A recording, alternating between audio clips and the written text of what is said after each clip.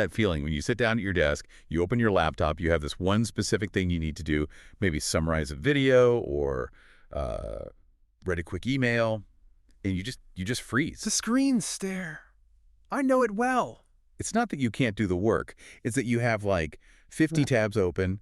You've got ChatGPT in one, Claude in another, maybe Gemini, plus 3 different image generators you signed up for. Right. It feels like standing in the cereal aisle, but instead of cereal, it's 5,000 AI startups all screaming, "Pick me!"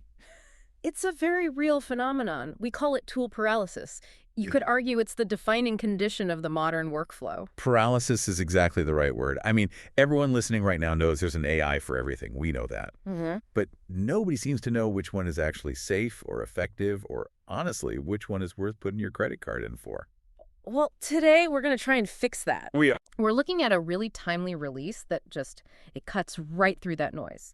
It's issue #21 of Thinking in Public, the bi-weekly newsletter by Alperin. And I have to say, this isn't just another, generic top 10 AI tools list. No, it felt different. It felt less like a tech blog and more like a survival guide. That's a great way to put it. The author calls it a work journal, but I see it as more of a strategic map. The whole premise is, well, it's refreshingly restrictive. How so? Instead of giving you this 20-page manifesto on how LLMs work, this issue just lists 25 very specific real-world needs, scenarios we all face, and for each need, it gives you exactly one tool. Just one, not 5 alternatives, no comparison chart. Nope. Just, if you have this problem, click this button. I love that. It's a signpost methodology. The idea is you don't need to be an expert in the entire landscape. You just need to know where to point your attention to solve the immediate problem. Which is perfect, because I do not have time to become an expert. But okay, before we get into the list, there was a strategy in the intro of the source that I found really clever.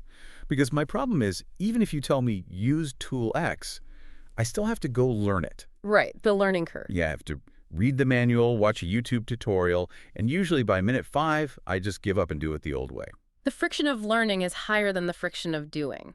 So the source suggests this meta-learning hack.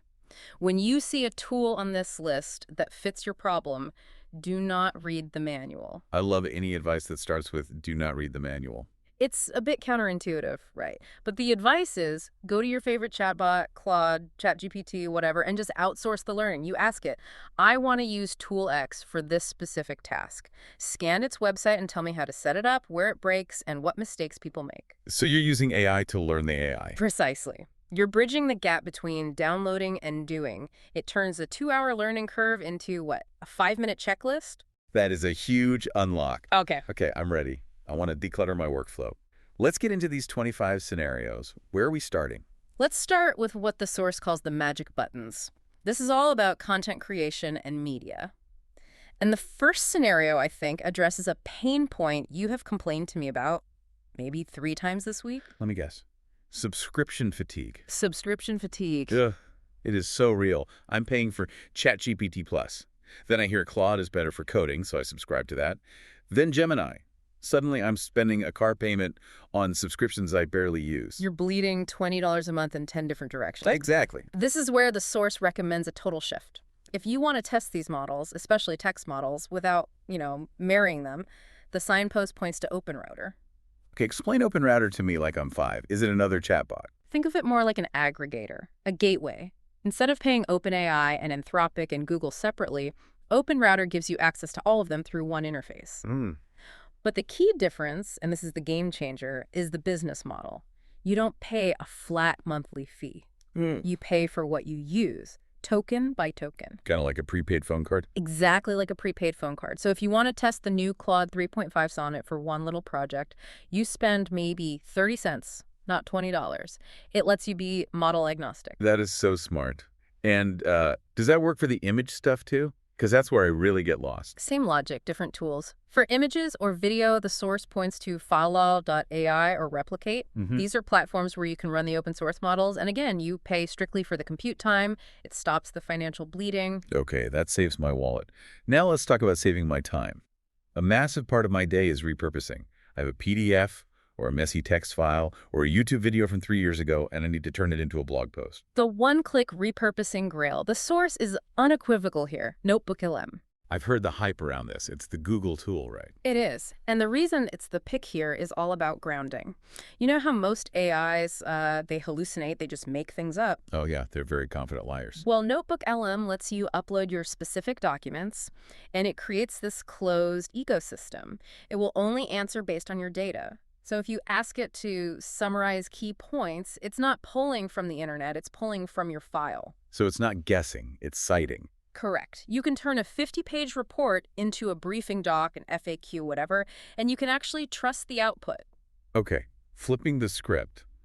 What if I have the content, but I need to chop it up? I've got a 40-minute Zoom recording, and marketing wants like 5 viral clips for social media. This is usually so tedious. You have to watch the whole thing, find the good parts. The tool recommended here is Opus Clip.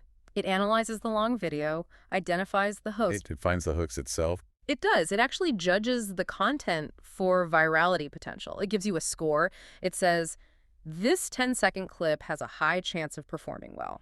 It's not just random slicing. That saves hours. Okay, here's a tiny one, but it annoys me constantly. I'm watching a YouTube video, a lecture or something, and I just want the text. I just want the transcript right now. Glasp. It's a Chrome extension. It just sits on the side of the YouTube window. One click, you have the full transcript. It's a low-friction bridge between video and text. Okay, let's get a little futuristic. Digital clones.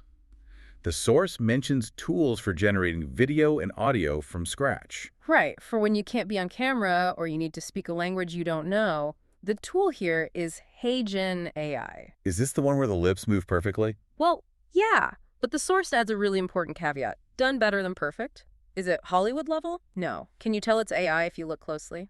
Maybe. But for an internal training video or a quick social update, it's more than effective. And for audio, if I need a backing track for that video? Yeah. Suno AI or Udio AI, we're at the point where these tools produce music that's basically indistinguishable from human composition for background use. And for sound effects, like a specific door slam, you go to 11 Labs. Okay, so that's the media suite. But everyone is obsessed with bots right now. Build your own bot. It feels like the new, we need an app. It is the new we need an app. But the source makes a critical distinction here. Who is the bot for? Because that changes the tool you should use. Okay, break that down for me. Scenario 1. You have an audience, students, subscribers, whatever. You want a bot that knows your material and answers questions. That's something I could just send a link to. Simple. Keep it simple. ChatGPT, custom GPTs. The barrier to entry is basically 0. You upload your files, give it instructions, and you get a link. Done. But that lives inside ChatGPT. What if I want a digital twin that's more out there? Something that knows my LinkedIn, my Substack, and kind of acts like me. Then you graduate to SuperMe AI. The source highlights this because it actively scans your external platforms to build the persona. It's trying to capture your voice, not just your data. That sounds useful, but also slightly terrifying. It is the future of personal branding, for better or worse. What if I'm just a business? I don't want a personality. I just want that little bubble on my website to answer, what is your refund policy? Then you don't want a clone, you want a service agent. The tool is chat-based. It's built to ingest your support docs and sit on your website. It's unglamorous, but it just works. Okay, one last one in this category. This is big for any researchers or students listening. What if I'm chatting with a PDF, but I need to know where the info came from? I can't have it making things up. Trust is the feature. The tool is Humata AI. It's designed for this, but the killer feature is the citation. It highlights the exact sentence in the source document where it got the answer. If it can't find it, it won't say it. That is crucial. Okay, moving on. This next section in the source really got my eye. It talks about an automation ladder. I feel like people try to jump to the top rung and just fall off. It's a huge problem. You can't use the same tools as a software engineer if you don't think like one. So, the source breaks this down into 3 levels of technical comfort. Let's climb the ladder. Level 1, I have 0 coding knowledge. I just want my Gmail to talk to my Slack. Level 1, 0 technical knowledge. The tool is Zapier. It's the industry standard for a reason. It's linear. If this happens, do that. It can get expensive, but for simple tasks, it's the easiest entry point. Okay, level 2. I'm a bit more dangerous. I understand logic. I want to say, scan Google News for AI trends, summarize them, and put them in Notion, but only if they mention Apple. That requires branching logic. For that, the source points to make.com. It's visual, you see bubbles and lines connecting, but it allows for loops and conditions that Zapier struggles with. And level 3. I'm ready to see the matrix level. This is for when you need to interact with APIs directly. Let's say you're handling customer returns. You need to check a database, verify an order, generate a shipping label, and update your CRM. Real back-end work, heavy lifting. Exactly. For that, you use N8N, or Relevance AI. N8N is really interesting because you can self-host it, which gives you granular control over your data. What if I don't want to build any of this? I'm a small business. I just need an HR automation template. I don't want to be an architect. Then you look at the ready-made market. Gumloop or Agent.ai. These platforms are like the app store for automation. You don't build, you just fill in the blanks. I like filling in blanks. Now, speaking of building, there was a phrase in the source about coding that made me laugh. Vibe coding. Yes, vibe coding. It's a very 2024 term. Please explain this. It's the idea that your choice of coding tool should depend on your emotional reaction to seeing code. Does seeing a wall of text give you anxiety, or does it make you feel powerful? Okay, let's say code does not give me anxiety. I'm not a pro, but I can read it. I want to build a high-quality app. Then you're in the realm of AI-assisted engineering. The tools are Claude Code or Cursor. I keep hearing about Cursor. It's a version of VS Code, the standard editor, but with AI baked into its core. It predicts what you want to write. It can refactor entire files. It basically gives you superpowers and makes you faster. Now, be real with me. Code does give me anxiety.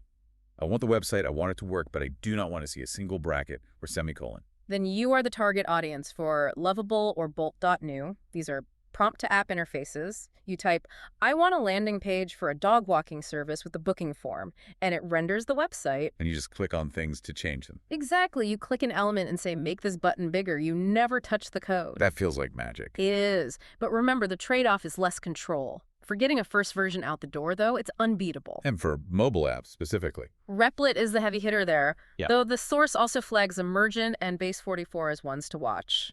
Okay, we're in the home stretch. Let's talk about the actual day-to-day office grind, the productivity stuff. The Office Toolkit. Meetings. I hate taking notes, but I also hate those bots that join the call. You know, meeting bot is recording this call. The energy just dies. It kills the vibe. It makes people guarded. The source addresses this specific nuance, and the recommendation is Granola AI. Why granola? Because it doesn't join the call. It runs locally on your machine, listening to your system audio. It transcribes and summarizes for you, but to everyone else on the call, it's invisible. It preserves the human dynamic. That is a massive distinction. Okay, what about presentations? I have a meeting in 20 minutes. I need a slide deck, and I'm just staring at a blank PowerPoint. Again, we're looking for done better than perfect. Gamma AI is the standout, along with Beautiful AI. You just paste your outline, and it generates the slides, the layout, the images, everything. I've used Gamma. It's scary how fast it is. It removes the aligning text box's misery from your life. 2 more quick ones. Web scraping. I need to pull info from a website and actually be able to use it. Firecrawl. It's built to turn websites into clean data that language models can actually read and understand. And finally, inspiration. Sometimes I just don't know what I want to build. I need to see what good looks like. Right, because AI can build anything, but it has no taste. You have to supply the taste. The source suggests visual libraries like Mobbin, Dribble, or Landing Folio. You go there to see great design so you can tell the AI, build it like that. Wow. Okay. That was a lot. But also, somehow it feels manageable. That's the whole point of the list. It really changes the mindset. I feel like I usually look at AI and ask, what can this do? And then I try to invent a use for it. This forced you to ask, what do I need right now? Exactly. It flips the script from technology first to problem first. If you don't have the pain, don't download the tool. And we should remind everyone listening, this was only half the list. That's right. This was issue #21. The source material promises another 25 scenarios in issue #22. So there's more coming. So here is my challenge to you listening right now.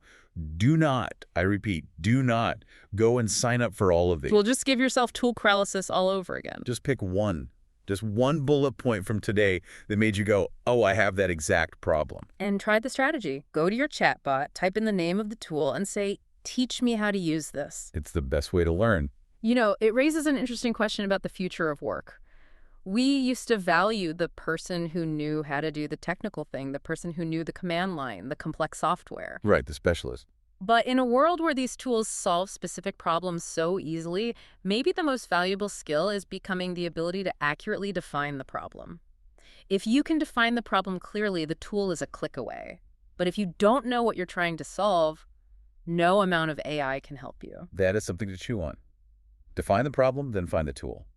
We'll be back soon to unpack the next batch in issue #22. Until then, happy building.